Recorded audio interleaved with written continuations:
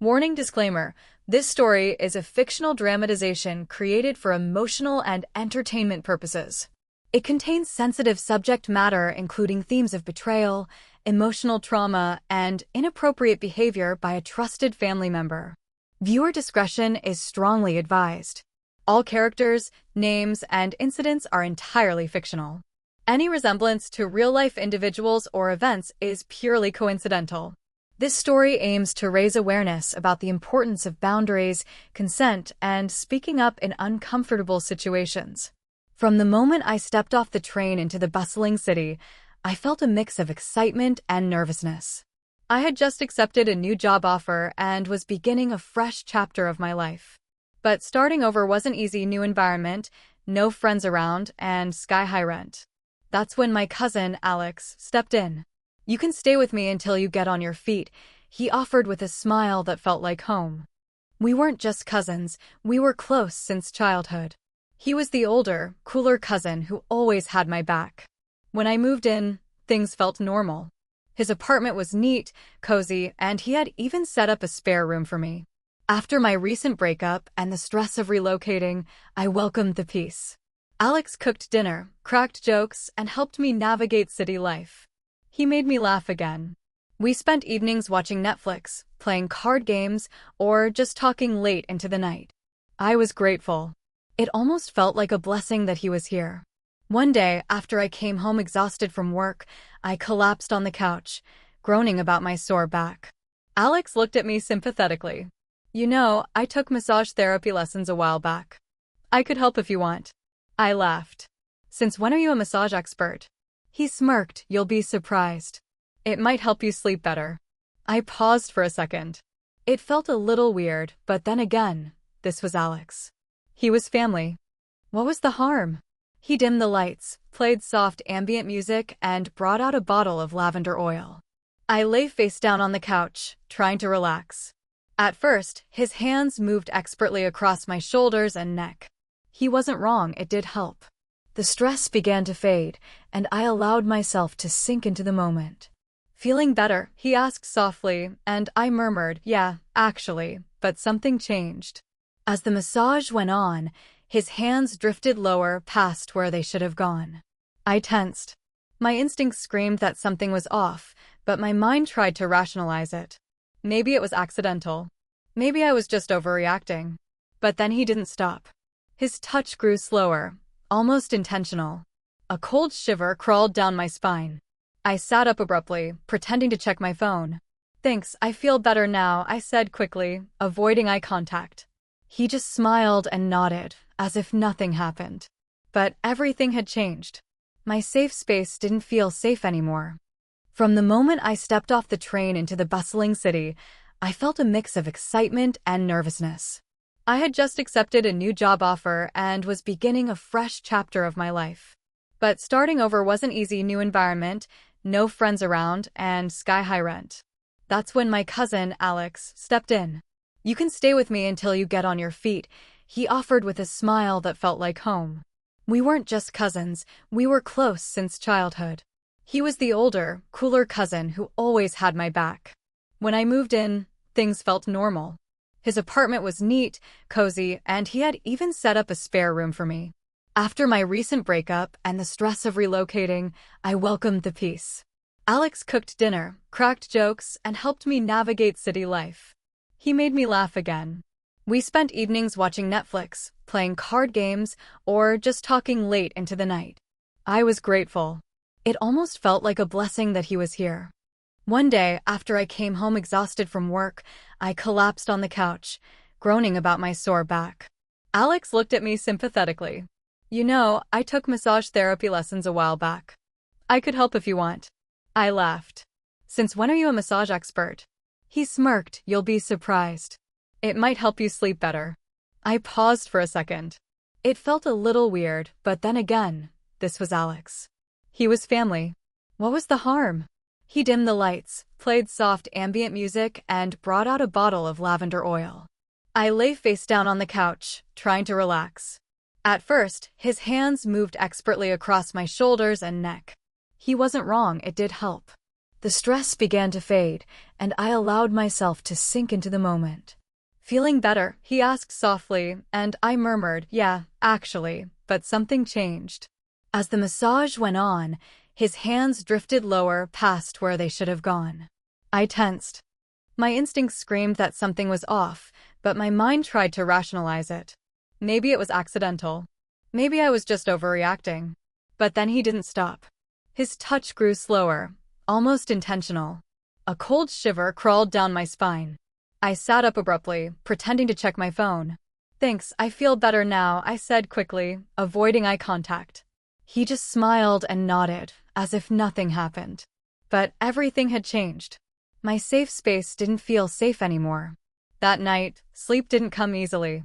I kept replaying the massage in my head, trying to convince myself it was innocent. After all, Alex was my cousin. Maybe I was reading too much into it. Maybe I was being overly sensitive. But deep down, I knew something wasn't right. His touch wasn't just therapeutic, it had crossed a line.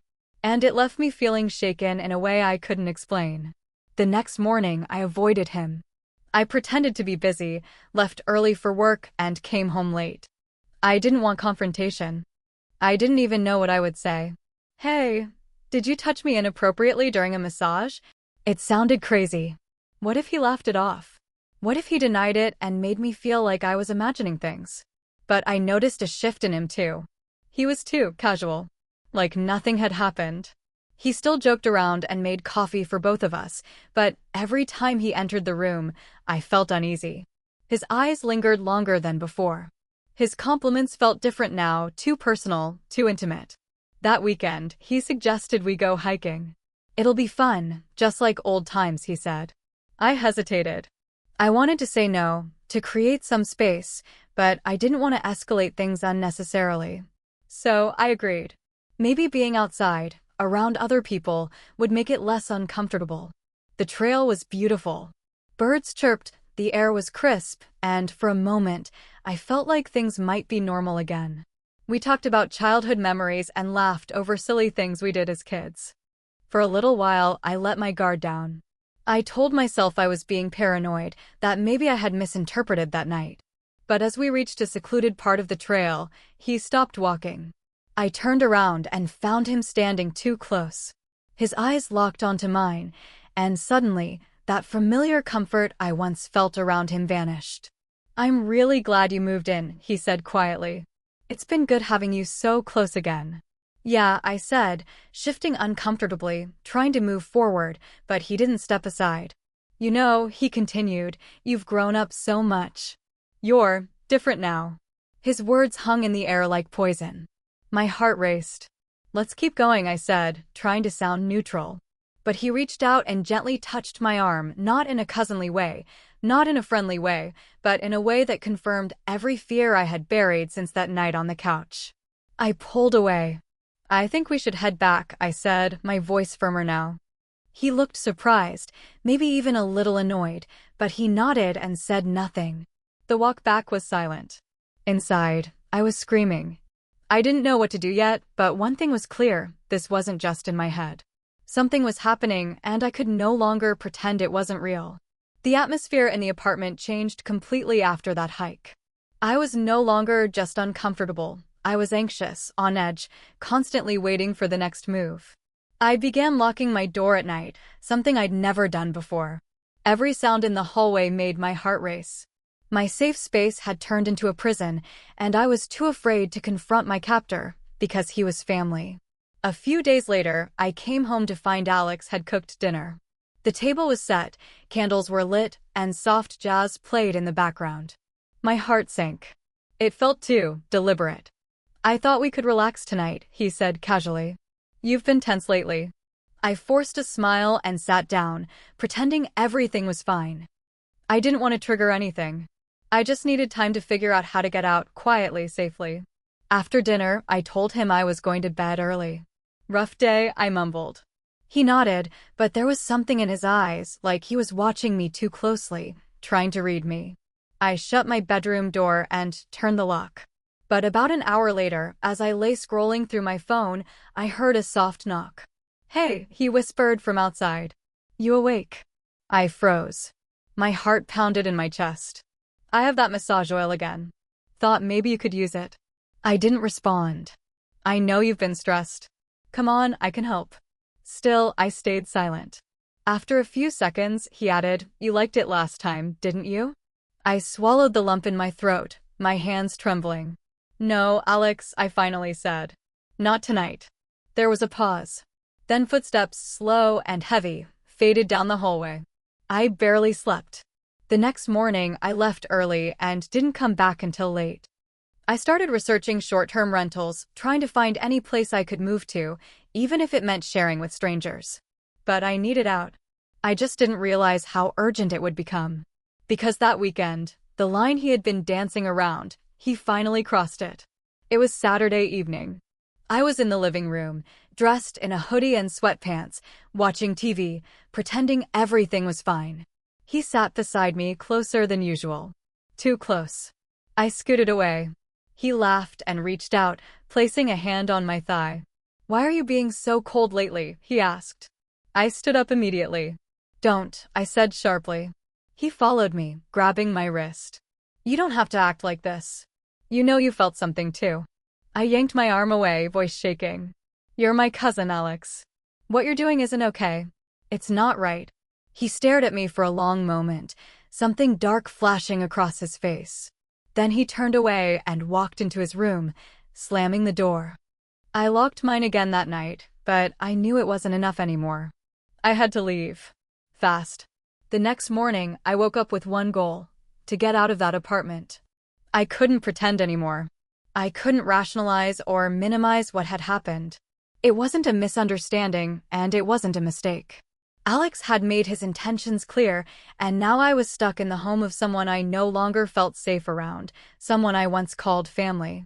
I texted my friend Maya, someone I hadn't seen in a while but trusted deeply. "Hey, weird question. Do you know anyone renting a room short-term? Need to move ASAP." I didn't tell her why. How could I? What would I even say? I packed a small bag and left that morning pretending I had errands. I just wanted to breathe. I walked aimlessly through the city for hours. My body was present, but my mind was scattered, stuck in a fog of fear and confusion. I kept asking myself, how did it come to this? How did a man I used to trust become someone I feared being alone with? By the evening, Maya replied, "You okay? I have a friend with a spare room. You can crash there if needed. Do you want me to call?" I felt a tear roll down my cheek. Relief. A sliver of it. "Yes, please. I'll explain later." But when I returned to the apartment to grab more of my belongings, things took a darker turn. Alex was home. And he wasn't pretending anymore. He stood in the living room, arms crossed. "Where were you all day?" I swallowed. "Out." "With who?" "I don't owe you answers." He stepped closer, voice low and tight. "You've changed. You're acting like I'm some kind of monster." I was just trying to connect. "We're family. We share a bond you don't understand." My heart was pounding. I tried to walk past him, but he blocked the hallway. "You're not going anywhere tonight," he said. My blood ran cold. I stepped back slowly. "Move, Alex." He stared for a second longer before finally stepping aside. "I was just trying to help you feel better. You used to trust me." I didn't respond. I went in my room, locked the door, and pressed my back against it as silent tears fell. That night, I slept in jeans and shoes. Bag packed. Phone fully charged. I wasn't going to risk another day. I had stayed quiet out of fear, out of disbelief, but silence had only given him more power. Now, I was done being afraid. Tomorrow, I was leaving for good. And if he tried to stop me again, I was ready to tell everyone. Morning light crept through the blinds, but I was already awake. I had been all night. Every sound from the hallway, every creak of the floor made my pulse race. I stayed on high alert, afraid he'd try something again. But it was quiet, too quiet. As if the apartment was holding its breath just like I was. At exactly 7 a.m., I tiptoed out of my room. I had planned every step. My duffel bag was slung over my shoulder. I'd already texted Maya, "Leaving now. Please have your friend's address ready. Can't talk. I'll call when I'm safe." The living room was empty. I could hear the faint hum of the bathroom fan Alex must have been showering. I didn't wait. I moved quickly, quietly, like someone escaping a war zone. I slipped on my sneakers and opened the front door without even closing it behind me. Only when I turned the corner onto the street did I let out a breath. My hands were shaking, but I didn't stop walking. I didn't look back. Maya's friend, Jess, lived about 30 minutes away. I took the bus, my eyes darting between passengers the whole ride. I felt paranoid, raw, but I had to keep moving. Jess greeted me at the door with a kind smile and a warm hug. I don't know what happened, but Maya said you needed a safe place. You're welcome to stay here as long as you want. That broke me. The kindness, the safety, it let everything I had been holding inside finally spill out. I didn't even speak at first, I just cried. Jess didn't push. She gave me a blanket, tea, and space. Later that evening, I finally called Maya and told her everything. Not just the massage, but the words, the touches, the way he made me feel like I was the one confused. I half expected disbelief, but instead, there was silence on the line. Then, you don't need to protect him. You didn't do anything wrong. I'm so glad you got out. For the first time, I felt like I could breathe. But relief was short-lived. Alex started texting me. First it was guilt-tripping. I'm sorry. I was just confused. Don't throw away what we had. Then, more aggressive, you're overreacting. No one will believe you. Just come back. Let's talk. I blocked his number. But I knew it wasn't over. Because people like him didn't just stop when they lost control. I needed to make sure he couldn't do this to someone else. And that meant facing my fear, not just for me, but for every girl who ever stayed silent. It was time to speak up. The thought of telling someone official, actually reporting what had happened, terrified me more than anything. But I knew deep down it was the only way to reclaim control of my life. It wasn't just about what Alex did to me, it was about finally ending the silence that had left me feeling ashamed, confused, and completely alone. I started by writing everything down, every detail, every moment I remembered. From the massage on the couch to the hike to that night he grabbed my wrist. I wanted it all documented, in case I froze or forgot anything in the moment. I reread it 3 times, hands trembling each time, questioning whether it was serious enough to report. But then I remembered how I had felt in those moments, scared, powerless, violated, and I knew it was serious. I took the notes and went to the local women's support center that Jess had recommended. As I sat in the waiting room, my heart thudded in my chest so loud it drowned out everything else. The counselor called my name, and as I walked into that small, quiet room, I felt like I was walking into judgment. But there was none. Her name was Teresa. Her voice was calm and gentle. Whatever you tell me stays between us, unless you want to take it further. You're in control. I nodded, and then I told her everything. For the first time, out loud. Every word felt like ripping open a wound I had been trying to cover up. But she never looked away. Never doubted. Never once interrupted. When I finished, she said softly, "You're brave for coming here. What happened to you is not your fault. You did nothing wrong." I broke down. From there, she helped me file a formal report. She offered resources, legal aid, trauma support, therapy. It was overwhelming, but also empowering. I wasn't invisible anymore. My story was being heard. Later that week, I was contacted by an officer from the Special Victims Unit. They handled the questioning delicately, with patience and respect. They even offered to connect with Alex through official channels if I didn't feel safe confronting him, which I absolutely didn't. The moment I gave them his name, I felt a knot untie in my stomach. I wasn't just protecting myself anymore. I was standing up to someone who had blurred the line between family and fear. Someone who needed to be held accountable. And for the first time since that awful night, I felt strong again. But I wasn't naive. I knew there would be backlash. I knew my family would have questions, doubts, maybe even blame. Still, I was ready. Because this was my truth. And no one was going to silence me again. The days that followed were a whirlwind. Once the report had been filed, I knew it was only a matter of time before word got out. I didn't want to be the one to tell my family, but I also didn't want them hearing some twisted version from Alex. So, with my heart in my throat, I made the hardest phone call of my life. I called my mother. At first, she was cheerful, unaware of the storm brewing. But the moment I said, "Mom, something happened with Alex," her tone changed. I tried to keep my voice steady as I told her what had happened, how he crossed the line during the massage, how he manipulated me emotionally, how I had to run.